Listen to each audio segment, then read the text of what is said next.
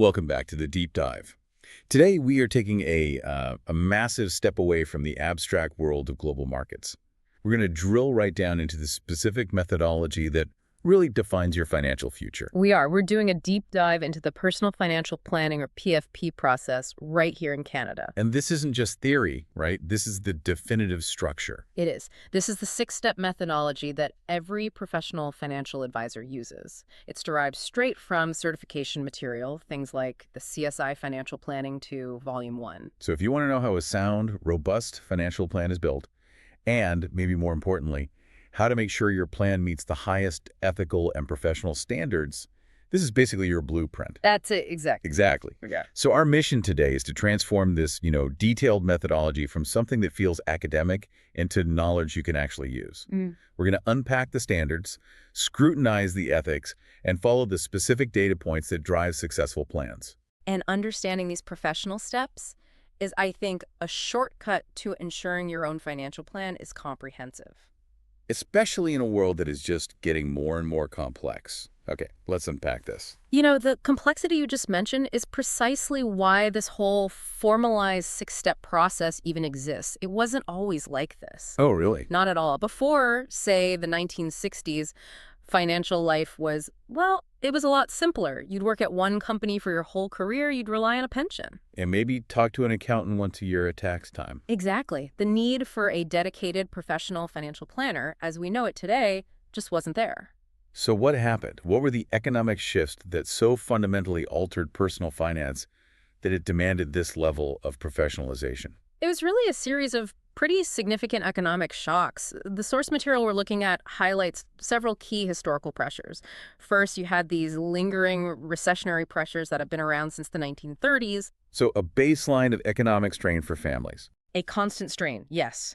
And that pressure then collided with this huge global instability in the 1970s. Right, the oil embargo. Precisely. You had the oil embargo in the early 70s, which created massive supply and energy issues.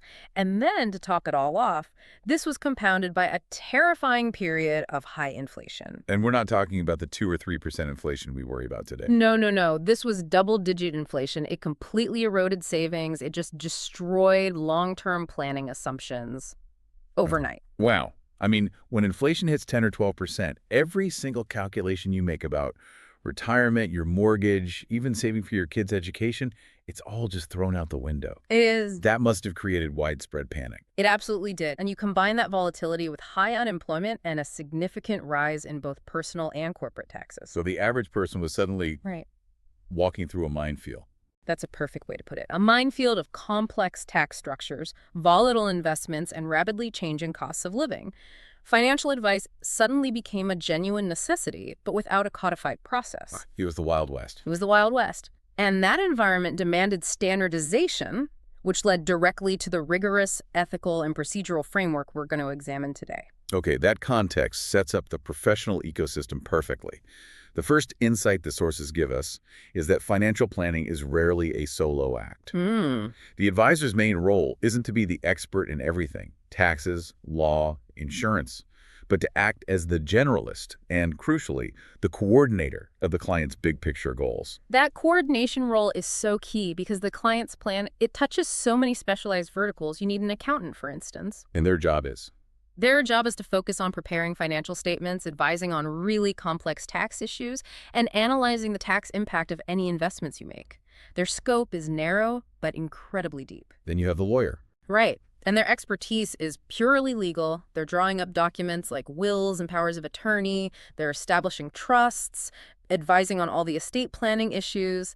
This is an area where a general advisor just, they can't provide that specific guidance. And, of course, the investment and risk specialists. Naturally. You've got the investment advisor who manages the client's portfolio, choosing the right products, stocks, bonds, mutual funds to meet the growth or income goals defined in the plan. And the insurance agent, who is focused entirely on risk management. They're dealing with life insurance, disability, property, casualty insurance, anything to protect the client's assets against some unforeseen loss or damage. So the advisor really is like the conductor of the orchestra. That's a great analogy. If the client's goal is to protect their estate and, say, minimize future taxes for their heirs, The advisor coordinates the lawyer and the tax specialist to make sure all the documents and strategies line up with the investment decisions. And that coordination is being made increasingly difficult by modern economic realities. The sources identify some emerging challenges that make comprehensive PFP today far more complicated than it was even 20 years ago. Let's look at the so what here. Yeah. What are we dealing with now? The first big factor is changing demographics. Yeah, this is a big one. We're seeing a steady decrease in the what you'd call the traditional household structure, married couple with kids, and a sharp rise in single-person households. And why does that matter so much for financial planning? It matters profoundly for financial stability. Traditional family structures, they often provided a sort of shared financial cushion, especially when you're dealing with aging parents or an unexpected job loss. Right. As single-person households increase, the entire burden of rising costs, of debt, of retirement planning, it all falls squarely on one person. The margin for error just gets a lot smaller. Which leads right into the next point, financial pressures. Not only are people bearing the load alone, but the costs themselves are just astronomical. They are. Living expenses, family costs, higher education are all rising so rapidly. And maybe most impactful is just the sheer size of mortgage payments. They're taking up a growing percentage of average salaries, which just restricts cash flow.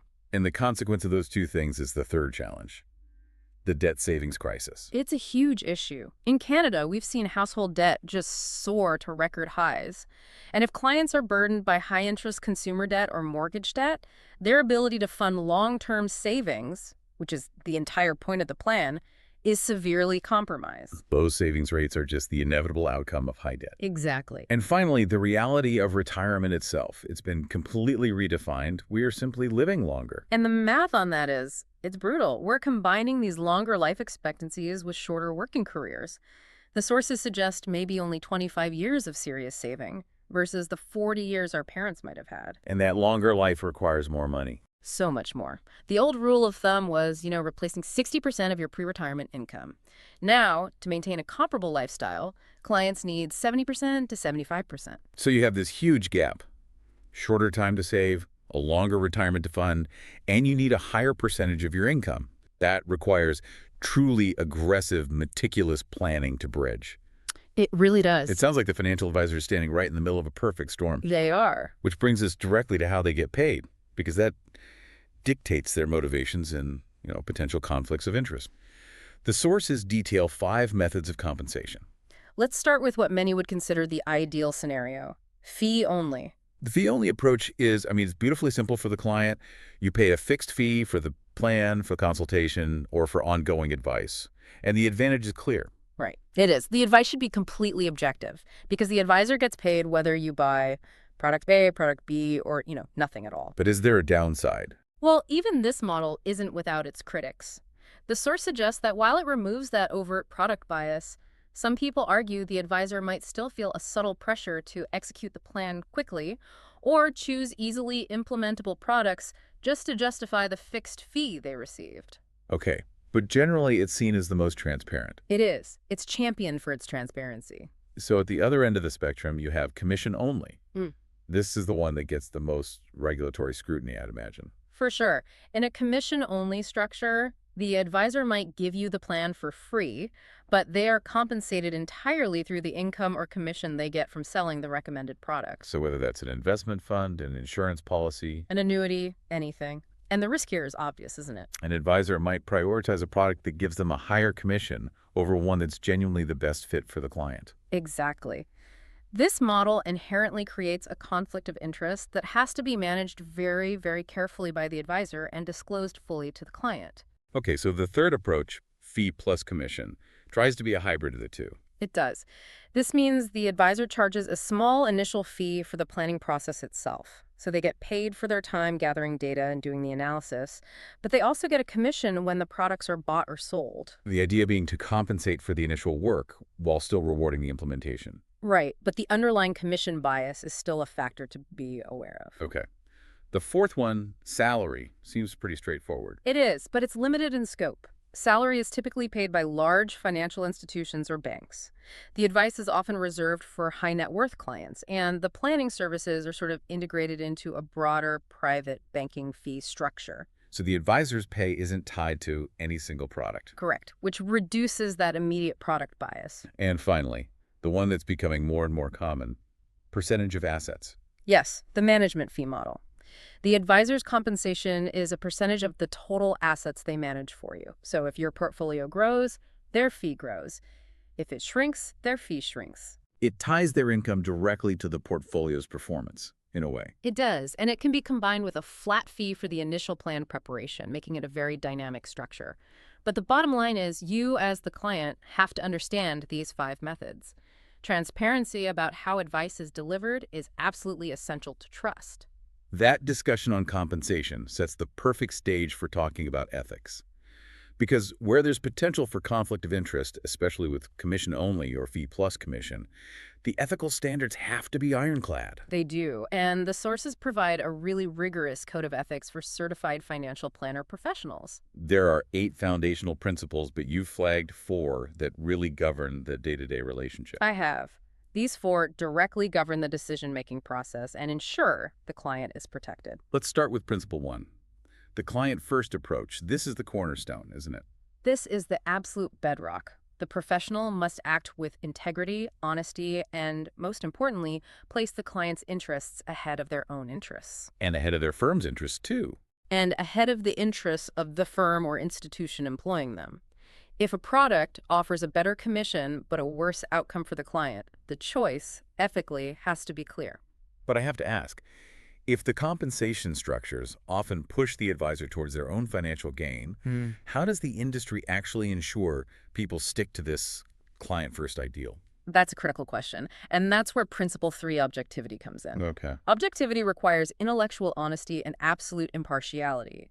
An advisor has to provide sound, unbiased, professional judgment and services regardless of how they are paid or whether the service benefits them directly. So objectivity is basically the rule designed to fight against the conflicts in the fee structures we just talked about. It is. It's the counterbalance. Moving on to principle 4, competence. This seems to reflect the need for continuous learning in such a, volatile and complex industry. Absolutely. Competence mandates that the advisor must attain and, critically, maintain a high level of knowledge and skill. Given how fast tax laws, investment vehicles, and regulations change, continuous professional development isn't optional. So providing complex advice without being fully up to date would be a violation. A clear violation of this principle, yes. And finally, principle 7, which addresses the execution of the plan. Diligence. Diligence refers to the degree of care and prudence that's expected from the advisor. This means acting thoroughly in a timely manner and exercising due care through the entire process. From start to finish. From the initial data gathering to delivering the advice to supervising the implementation, you can't rush a plan, you have to be meticulous. That focus on care and prudence leads us into the legal realm and the concept of the duty of care. What does this legal relationship actually entail? The duty of care is established when the client relies on the specialized knowledge and qualifications of the advisor. It's not just a simple contractual relationship where you execute an order. The advisor has to demonstrate a higher level of professional judgment. And I imagine the longer the relationship, the heavier the duty. Exactly. The longer the relationship and the more complex the advice, the heavier the duty of care that is owed. So what are the liability implications if that duty is breached? If the advisor breaches this duty, maybe by giving inappropriate investment advice or failing to properly supervise the implementation, the planning firm itself can be held vicariously liable for any damages the client suffers. So this firm is on the hook. That reinforces the need for competence and diligence from the top down. It does. The firm has a major financial imperative to make sure its advisors are skilled and meticulous, especially when they're dealing with vulnerable clients. Beyond the direct advisor relationship, the source material also talks about broader consumer protection laws. Right. These are laws designed to safeguard the client in the marketplace. They generally fall into 2 groups. The first group deals mainly with contractual rights, so laws governing the direct legal relationship between consumers, suppliers, and manufacturers. Things like sales agreements. Exactly, ensuring fairness in the transaction process. And the second group is more about regulating the marketplace itself, which is very relevant here. That's right. This includes crucial elements like securities regulation. These regulations govern the salespeople, the firms, and the regulatory organizations themselves. And the goal is structural. The goal is structural, to ensure minimum standards of training, knowledge, and adequate disclosure across the entire investment industry. This ensures that investors are getting timely, accurate information from qualified people. The source mentions two specific protections that I think are incredibly important for our listeners to know about in a practical sense. Yes. The first is the right to a cooling off period. This is a powerful contractual right, especially for contracts that are signed over a distance or through, aggressive door-to-door selling. It gives you a window to change your mind. It gives the client a specific window to cancel the contract without any penalty. And the second, which is highly pertinent to financial advice, is the requirement for pre-contract disclosure of adequate information.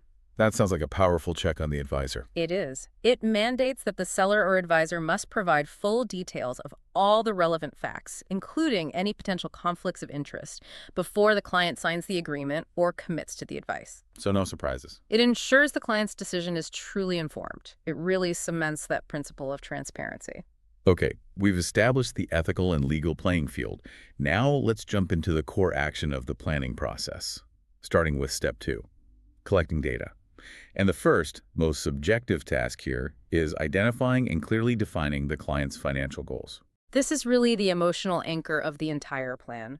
Goals have to be clearly defined, whether it's saving for a down payment, achieving a specific monthly retirement income, or a complex estate tax reduction strategy. And the advisor has to handle the emotional side of it. They do. The advisor needs to acknowledge the strong emotional attachments clients have to these aspirations and then translate them into measurable, objective targets. Okay, so the advisor uses 6 key considerations to structure these, sometimes vague desires into an actionable plan.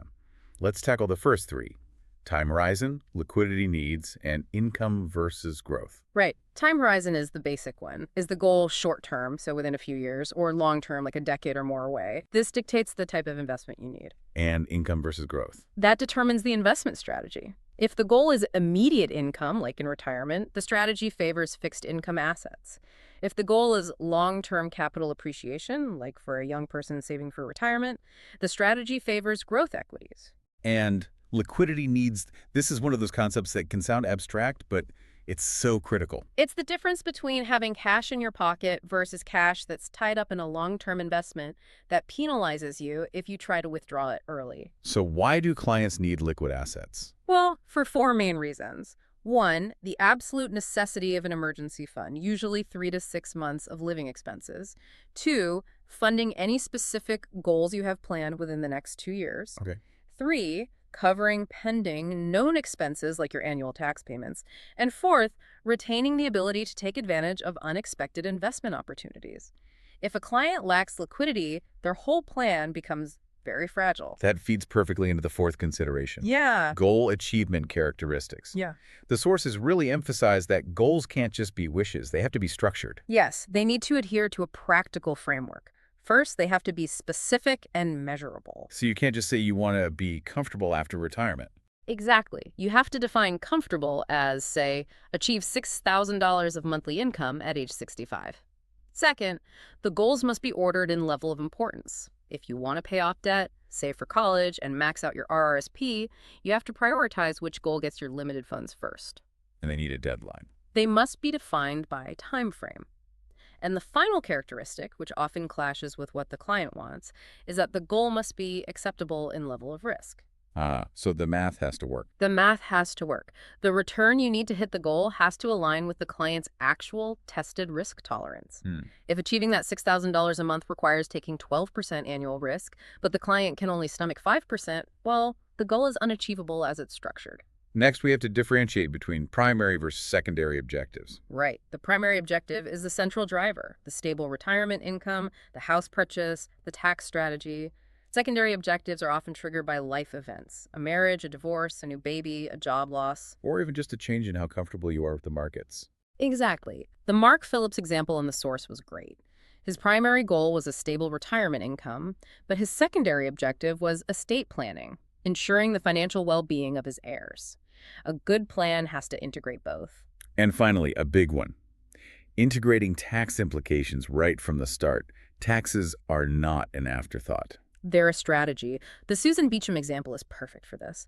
She was maximizing her savings, but her advisor, Brian Lee, recommended she maximize her RRSP contribution and put her excess savings into a TFSA. And that wasn't just to grow wealth. No, it was for a specific strategic reason to reduce her overall taxable income. By lowering her taxable income, she was able to avoid the clawback of government benefits she would have otherwise faced. It's a perfect example of how a tax-smart strategy can be the key to achieving the main financial goal. Okay, so once the goals are mapped out, the advisor moves to the deeply complex process of determining the client's risk profile. And this is not a simple questionnaire, is it? It's a deep dive into risk tolerance versus riskability. It really is. Risk tolerance is, how much emotional discomfort a client is willing to endure when their investments drop. Riskability is their capacity to sustain those losses without undermining their financial plan. And that's often determined by their time horizon and wealth. Yes. And the advisor has to make sure the client understands the difference between a temporary downturn and the possibility of actual permanent capital loss. What external factors most heavily influence a client's risk tolerance? The sources list two main categories. First is demography, things like age, wealth, marital status, gender, income, and occupation. I know generalizations can be dangerous here. They can be, but historically, younger clients and men often display higher risk tolerance, partly because they have a longer time horizon to recover any losses. Women tend to increase their tolerance as their wealth and financial comfort increase over time. And the second factor, income stability, seems to be the one that can shift a client's behavior the fastest. Oh, absolutely. Clients with highly stable jobs, predictable pay, or guaranteed pensions can usually absorb more volatility. They're more comfortable holding a higher percentage of equities, chasing growth. But on the other hand, Conversely, clients with volatile income or those facing job uncertainty, they prioritize stability and liquidity. They often prefer GICs or stable fixed income instruments, even if the expected return is lower. the story of Roger Beatty in the source material just perfectly captures this fluidity. It really does. Roger was 50 when he was unexpectedly laid off. In that moment of crisis, his risk tolerance just plummeted. He explicitly told his advisor he wanted to transfer everything into the most conservative GICs available. Capital preservation over growth. Totally. But once he secured a new, higher-paying job, his financial security returned and his tolerance rebounded. He was suddenly willing to take more risk to achieve his long-term goals. So the advisor's job isn't to judge his age, but to acknowledge that the client's risk appetite is tied directly to his current financial stability. Advisors also use the life cycle approach as a kind of structural framework to gauge risk, mapping financial needs and behavior across 4 distinct stages. This provides really crucial context. The first stage is accumulation. These are young clients, maybe in their 20s or 30s. So high debt, high expenses. Typically, student loans, a first mortgage, maybe child-rearing costs. But crucially, they have the longest time horizon. Therefore, they are willing and generally able to take the highest risk, investing primarily for growth. Next up is consolidation. This is the peak earning phase. Usually this applies to clients in their late 40s or early 50s. They have established careers, stable and high income, and their debt is low or maybe even eliminated. Like Nick Kahn, the 50-year-old in the sources. Exactly. Their risk is moderate, as retirement is maybe 10 to 20 years away. The portfolio is still dedicated to long-term growth, but preservation starts to become a consideration. And then comes financial independence. This is the actual retirement stage. Income is now fixed pensions, RIF withdrawals, investment income. Risk tolerance drops dramatically, and the focus shifts entirely to capital preservation and generating enough predictable income to cover expenses. Volatility is the enemy here. The enemy. And finally, the smallest group, which is gifting. Okay. In this phase, the client's income exceeds their expenses even in retirement. They're concerned primarily with minimizing risk, managing liquidity, and establishing strategies for distributing their wealth to heirs or charities. This requires the lowest risk tolerance of all. Now, the process of assessing all of this relies heavily on gathering the right information. Step 2 involves getting different types of data, and we need to clarify the difference between qualitative versus quantitative data and implicit versus explicit information. Let's start with the basics. Quantitative data is the hard, measurable stuff. Think numbers on a page. Income statements, asset values, liabilities, tax returns, insurance policies. This is the numerical backbone of the plan. And qualitative data is much softer, more subjective. Correct. This is information you gather through discussion that assesses the client's attitudes, their feelings about money, their financial priorities, and their underlying comfort level with complex economic concepts. It helps the advisor understand why the client makes the decisions they do. Now for the tricky distinction, explicit versus implicit information. Okay, so explicit information is what the client tells you directly. My annual income is $150,000, or I am comfortable with moderate risk. So what they say. What they say. Implicit information is the data the advisor has to deduce or determine through careful observation and cross-checking. Can you give us an example where those two might conflict in practice? Certainly, a client might explicitly state they have an aggressive risk tolerance on a questionnaire. But then, when the advisor starts talking about market volatility, the client might implicitly reveal their true tolerance. How so? Well, the advisor might ask, if the market dropped 15% next quarter, what's your first reaction? If the client immediately says, I would sell everything to avoid further loss, the advisor has just deduced implicitly that the client is actually highly conservative, regardless of what they wrote on the form. And that deduction is crucial. It is, because it dictates the actual risk that should be allocated to the portfolio. Okay, so once this vast pool of data, quantitative, qualitative, implicit, and explicit is collected, we move into step 3, analysis. The source material stresses that the advisor uses this data to conduct rigorous financial modeling, assessing the client's current reality against their defined goals. Right, and the scope of analysis here is broad. It involves generating key financial statements, a detailed net worth statement, assets minus liabilities, an income and expense statement, and a crucial preliminary budget. And more than that. Yeah. The advisor also conducts a retirement needs analysis, tax projections to see future liabilities, and a detailed review of the current investment portfolio to check for things like risk exposure or lack of diversification. And the whole goal of this phase is to identify the gaps, where the client is versus where they need to be. What are the most frequent fundamental problems an advisor uncovers? The gaps are often, basic structural problems, a high debt burden that's just choking their ability to save, insufficient insurance coverage, especially disability insurance. Or not having that emergency fund we talked about. The complete absence of that essential emergency fund, exactly. And often, the analysis reveals a fundamental mismatch between the client's desired lifestyle and their actual savings rate. Which leads directly to the most delicate and challenging part of the process, dealing with unrealistic goals. This is where the advisor has to shift from being an analyst to being a counselor and deliver some difficult truths. Oof, it's tough. But you cannot ethically allow a client to pursue a plan that is statistically destined to fail. If the advisor's calculations show a goal is unachievable given the current parameters, the time, the risk, the savings, they are professionally obligated to suggest alternatives. Let's use our running case study, Albert Roscoe. He's 41, a senior project manager, and he wants to retire at 56. That's a 15-year time horizon. And Brian, Albert's advisor, analyzed the data and discovered the gap. Based on Albert's current savings rate and his desire for a safe retirement income, retiring at 56 is, well, it's mathematically impossible without radically restructuring his financial life. So what are the formal alternatives Brian has to present to Albert?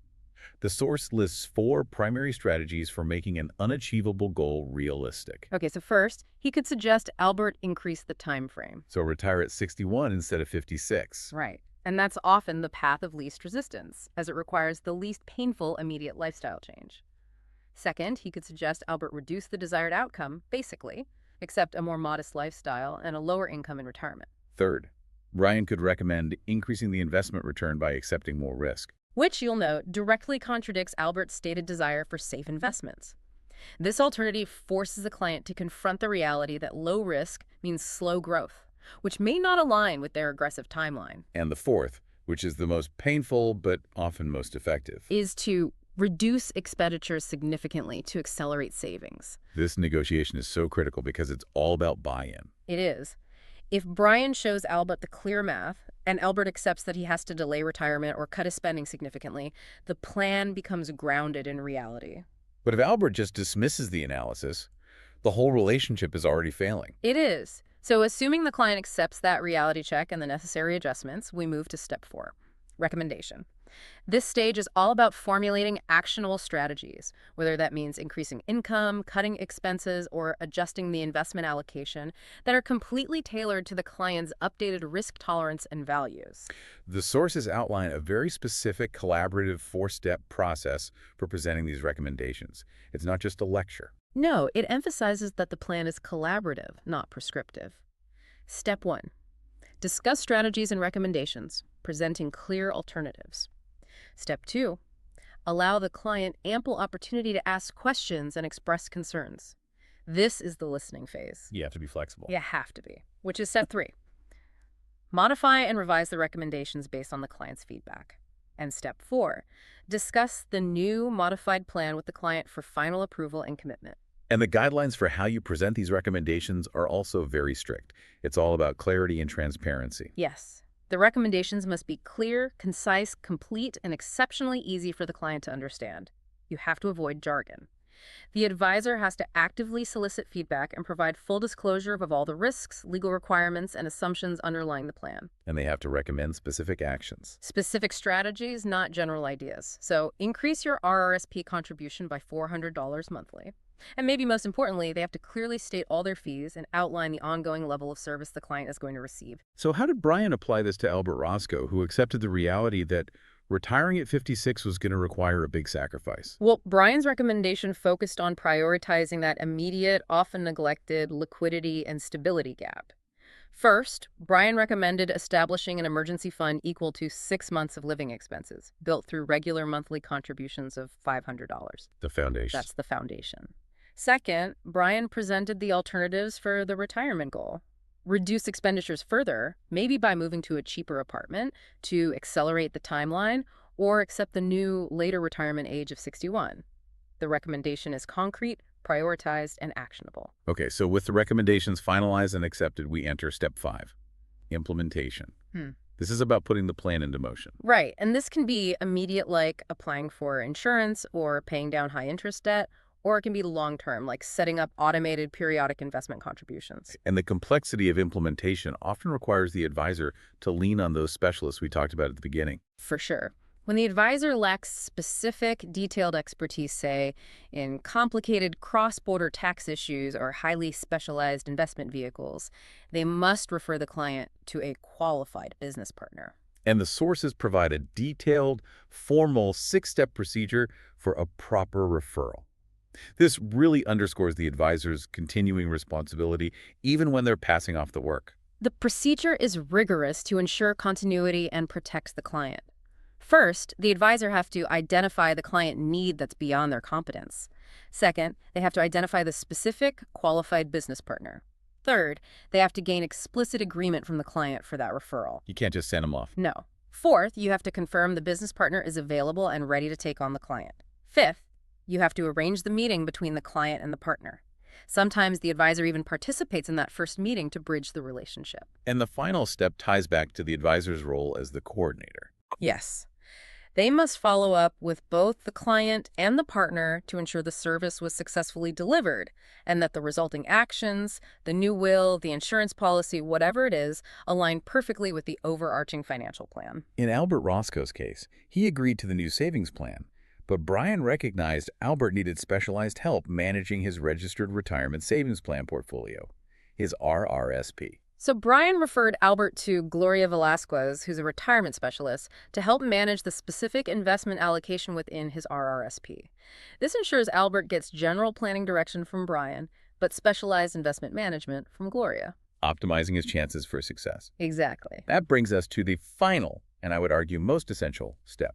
Step 6, the periodic review or follow-up.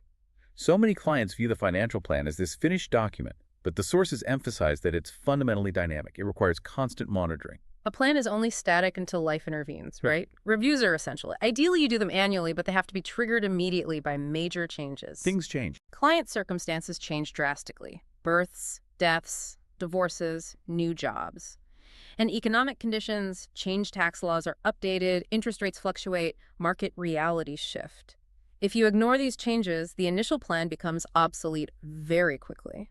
What are the specific objectives the advisor has to focus on during this review meeting? They have 4 major tasks. First, they must actively monitor progress toward the established goals. Are the monthly savings happening? Are the debts being paid down? Second, they need to adjust the financial plan to reflect any changes in the client's lifestyle, temperament, or the new economic environment. Third, they're responsible for keeping up with the law. Correct.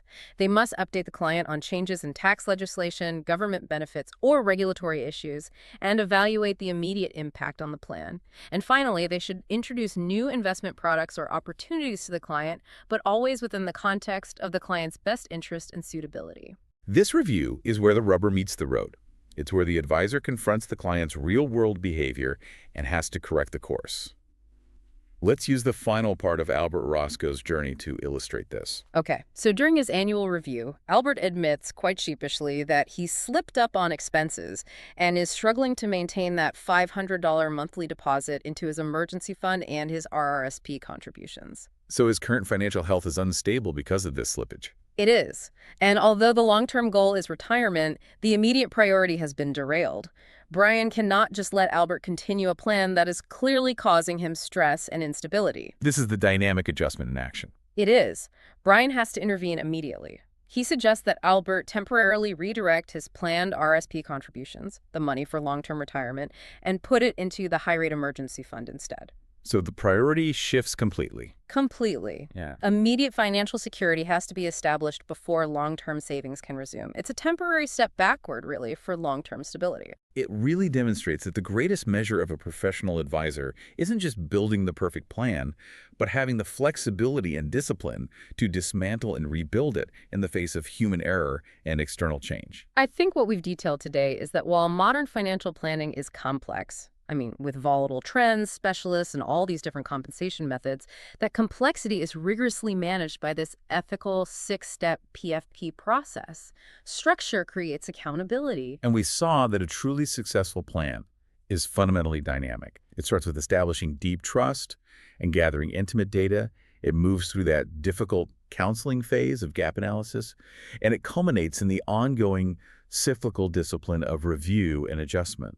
Knowing these professional steps empowers you, the listener, to hold your advisor or even your own financial planning efforts to the absolute highest standard. Knowledge is most valuable when it's understood and applied dynamically. So here's where it gets really interesting for me.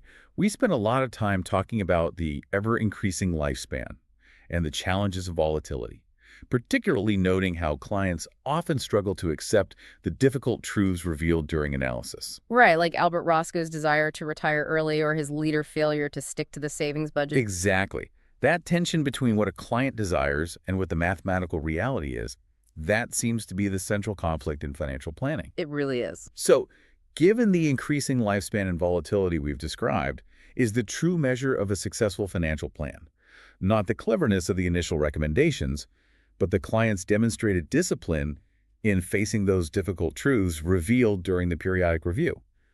And, accepting the necessary lifestyle changes to meet the shifting economic environment. Does the success of the plan ultimately hinge more on the client's psychology than on the advisor's spreadsheet? That's a profound point. It makes the financial plan a living document, one that's constantly being tested by human nature. Thank you for joining us on this deep dive into the personal financial planning process in Canada. We hope this has given you a clearer view of the professional standards that truly underpin sound financial health. We'll catch you next time. Bye.